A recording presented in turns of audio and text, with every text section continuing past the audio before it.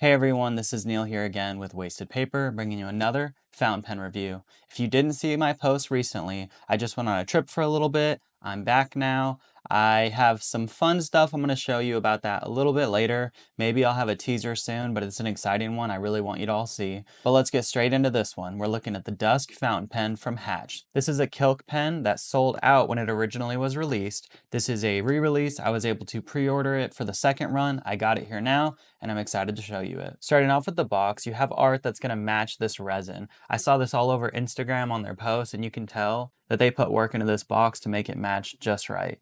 These are made in Turkey, which I think is super cool. There's not a ton of fountain pen companies I'm familiar with that make stuff over there. Inside of the slipcover, we have a really soft gray textured box, and inside of that, we have everything else.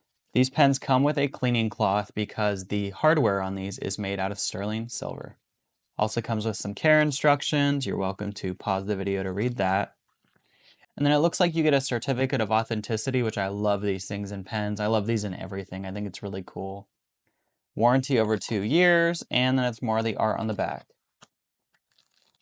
And the star of the show. I see what you did there. Pictures can only show you so much. Look at this up close. Just dang. I don't know that I knew there was going to be different colors of shimmer. I definitely saw the cream one, but this blue teal, it's just amazing. This has to be one of my favorite resins to come out in a long time. This is just so good looking.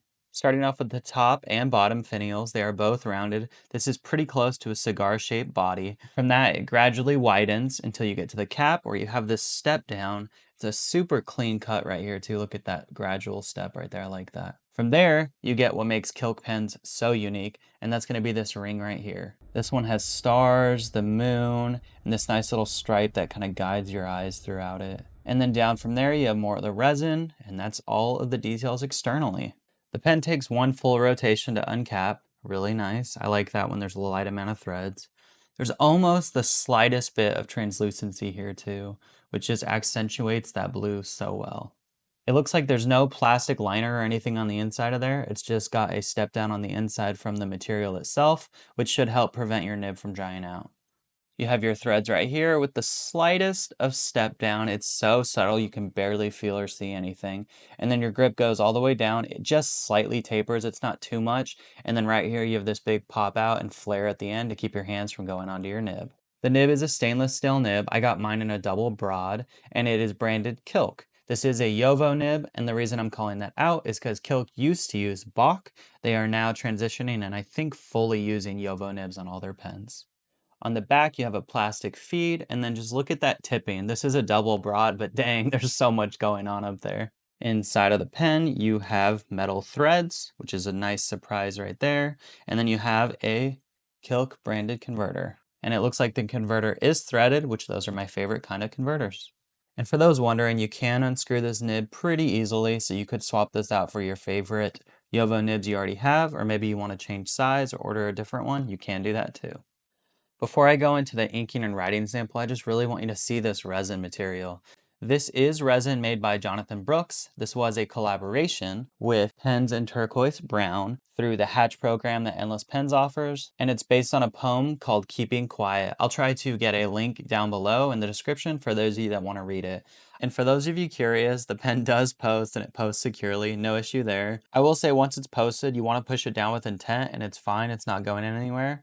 But if you were to push on this, you can see how loose it gets. For posting, it's definitely secure, but I don't think it's necessary. It looks a little bit longer than I would want, but unposted, I think this fits my hand just fine and it's going to accommodate most people's hands just fine. As for the ink, I'm going to be going with Sailor Manyo Ha Ha.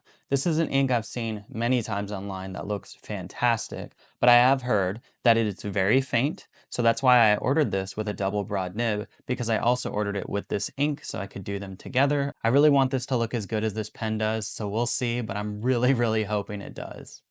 For the writing sample, I'm going to be going with some paper that's kind of unique and it's the first time on the channel. This is from a brand called 10. I found this guy on Instagram, I checked out his paper, and I saw recently he was just at a pen show, which means he's growing, so I'm excited to get this here first. And I've done some writing with this paper. already. You can kind of see the different stuff here just to test it. I think it's going to look great and it's pure white, so I'm excited to use that with this ink so we can really see both parts show each other off. I'll have link in the description down below for this paper. It's extremely affordable. He was a really great guy. You should check him out.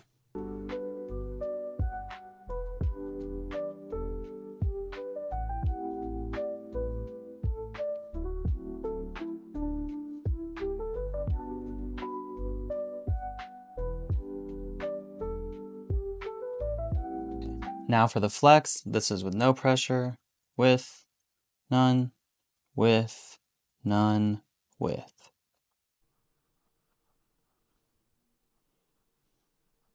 All right, so starting out, I can see this ink. I was very worried it was going to be too light. It definitely has its faint spots right here and here, but I think the double broad pretty much saved it, so there's no issue with that at all. But it writes really clean. There was a bit of tooth to it when I turned my nib a bit too far to the right. Generally, I write like this, but if I went just too far, I could feel the tines kind of toothy grab the paper.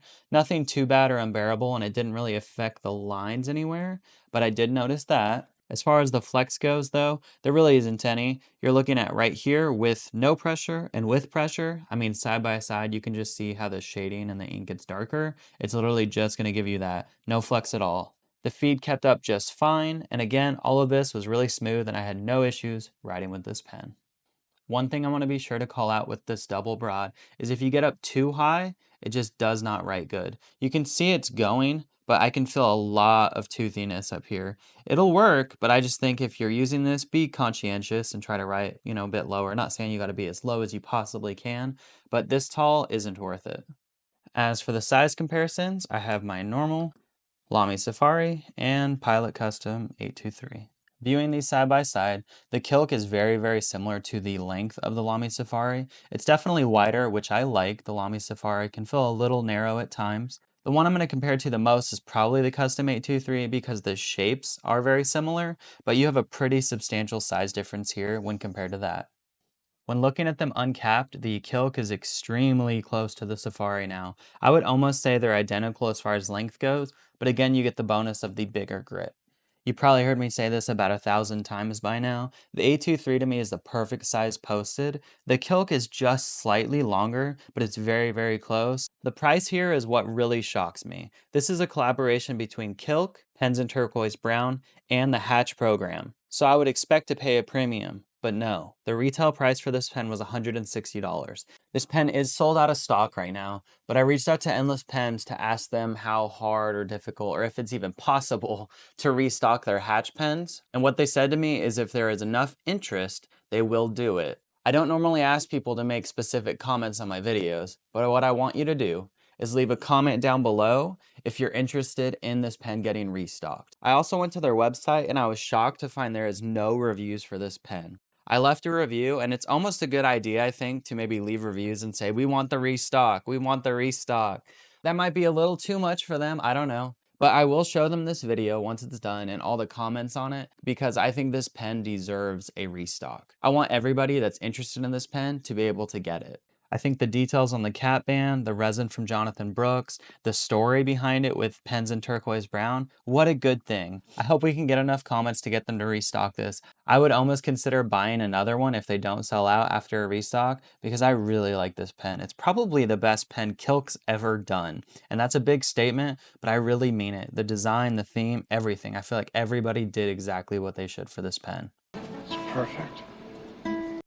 All that being said, thank you for watching. Please be sure to like, comment, and subscribe down below. They're so nice. Look at that. Oh my, ooh, I almost dropped it. That was scary. And for those of you curious, the pen... Okay, hold on, I missed it. All right. And for those of you curious, the pen does... Oh my God. Okay. All right.